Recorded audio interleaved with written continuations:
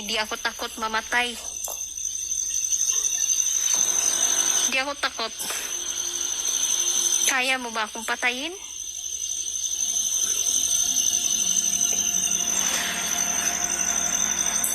Yan, nag-uurasyon siya, idol. Kayo pala ang makapangyarihan dito sa bundok.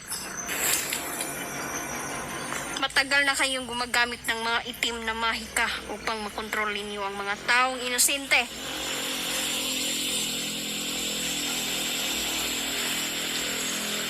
Mga kulto. Sige, palakasan tayo ng orasyon ngayon. Inahamon kita. Labas mo ang lakas mo, Commander.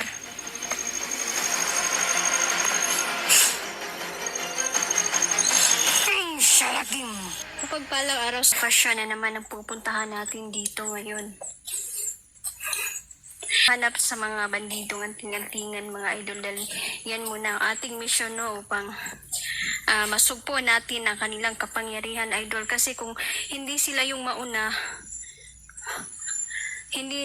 kung hindi sila yung mauna, idol, delikado kung mabubuhay ang mga taong ito, dahil may kapangyarihan sila na kontrolin ang mga taong walang kapangyarihan, mga inosente.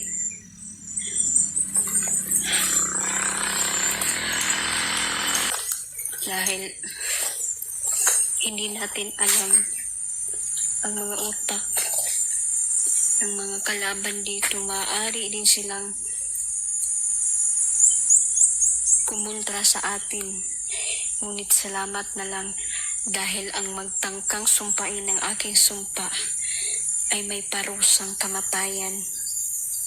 Di ako natatakot kung sumpain man nila tayo, idol, dahil malakas ang ating pananampalataya, paniniwala sa labanan na to, na hindi mananaig ang kasamaan sa kabutihan. Magagabi na, idol.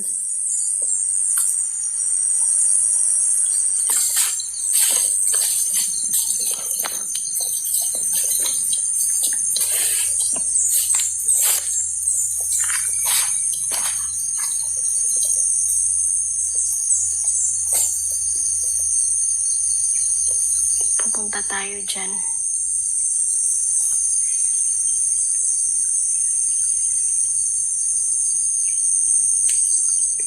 Musuok ta diha, idol. Dahil posible na may tagong daanan sila dyan.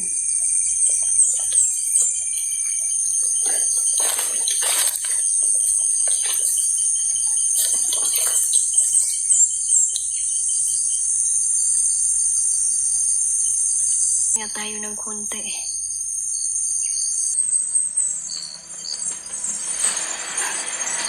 Namayapa na. Nagtapos na ang kasamaan niya dito sa mundo.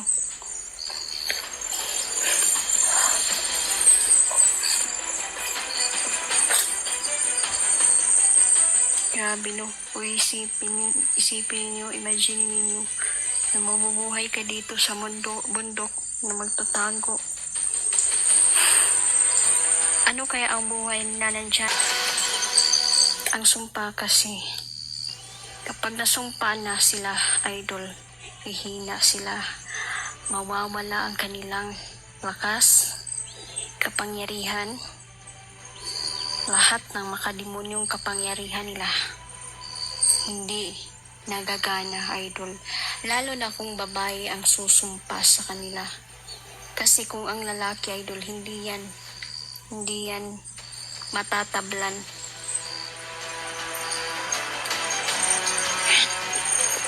Patuloy tayo, idol. Kayong mga kulto kayo, lumabas kayo sa tinatago niyong lungga. Huli kayo.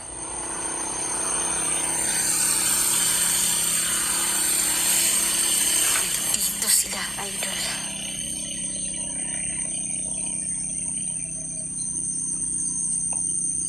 Ikaw ba si Commander Amorsolo? Ako si Commander Amorsolo. Kumusta, Commander? Ikaw ang punteriyahin ko ngayon.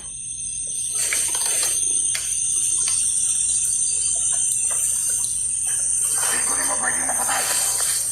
Ayaw kinapti ang among ginawa. Papatayin kita.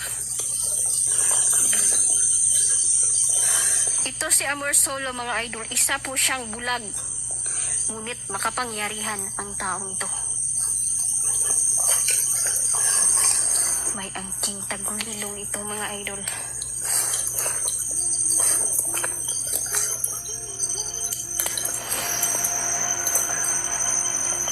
Dapat kang mamatay, Commander. Yung talaga ang leader. Hindi ako takot mamatay.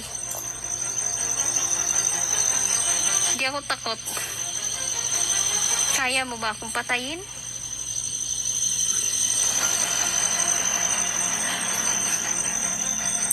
Yan, nag-uurasyon siya, idol. Kayo pala ang makapangyarihan dito sa bundok. At pinoprotektahan mo ang mga anting-antingang bandido. Nabalitaan mo ba kahapon? At pinatay ko na ang isa sa mga kasamahan ninyo.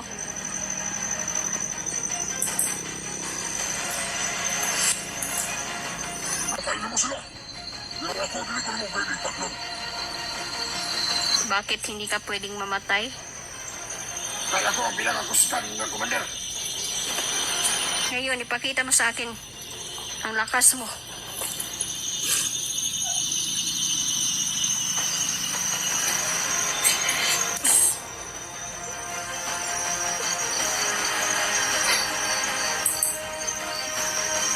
Ibalibag ran ako na imong orasyon.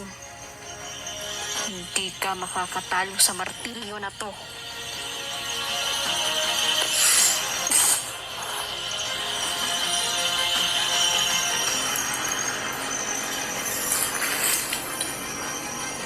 Matagal na kayong gumagamit ng mga itim na mahika upang makontrol ninyo ang mga taong inosente.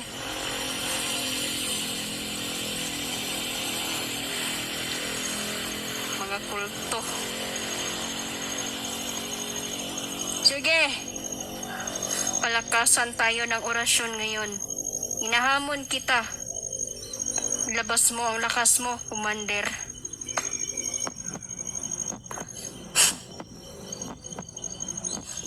Salakim!